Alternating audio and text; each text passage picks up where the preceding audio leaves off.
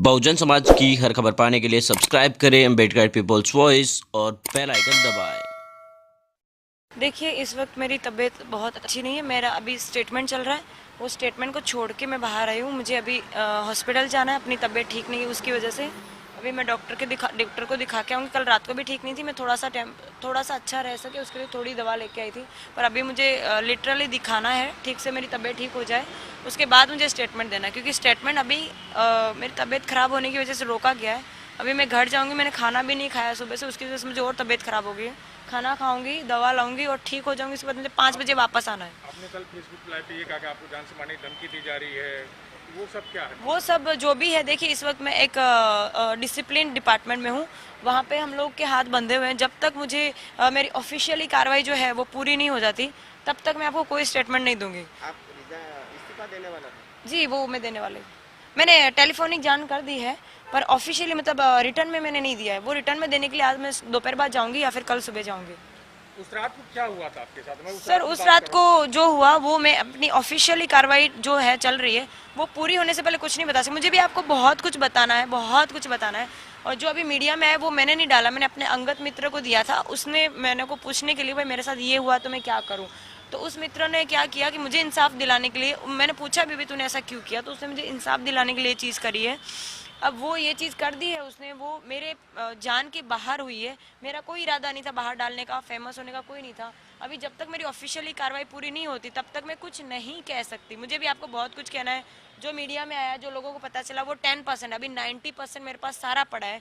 पर वो मैं एक क्या, लेकिन वो अभी वो नहीं बता सकती मैं। आप मेरी मजबूरी समझिए, मेरा प्रेशर समझिए, मेरे ऊपर कितनी प्रेशर है, कितनी जवाबदारी है। मैं एक डिसिप्लिन डिपार्टमेंट में हूँ, तो मुझे उसका जो डिसिप्लिन है वो बनाए रखना है। जब तक मैं हूँ तब तक। जब मैं रिजाइनिंग लेटर दे दूंगी, मेरा मंजूर हो जाएगा, उसके बाद जो क्वेश्चन पूछोगे वो मैं आंसर करूंगी। अच्छा, उसके बाद क्या करेंगे आप जब रिजाइन देने वाले हैं? रिजाइन दे दूंगी, उसके बाद मैं लोगों को बताऊंगी असली में उस रात को क्या हुआ था, क्या वो नहीं हुआ था, क्या हो सकता था, क्या से मैं बच गई, क्या हुआ, ये वो सब कुछ आपको मैं बताऊंगी।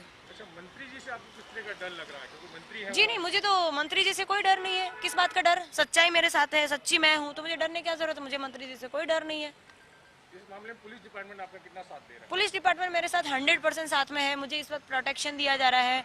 मेरे घर पे इस वक्त क्या बोलते हैं कि पुलिस के जवान जो हैं वो तैनात कर दिए गए हैं। मेरे साथ में मोदी साहब, PSI मोदी साहब मेरे साथ में है 24 घंटे। मुझे कोई भी ज़रूरत पड़ रही तो वो मुझे हेल्प कर रहे हैं। मेरा डिपार्टमेंट मेरे साथ है। मुझे कुछ परसों में CP कचहरी गई थी मेरा रिजाइनिंग लेटर देने के लिए, पर मुझे रिजाइनिंग लेटर देने को नहीं मिला क्योंकि कमिश्नर साहब पूरे उन्होंने झपट ले लिया। तो मैंने उन लोगों को इंटरव्यू नहीं दिया, मुझे देना था।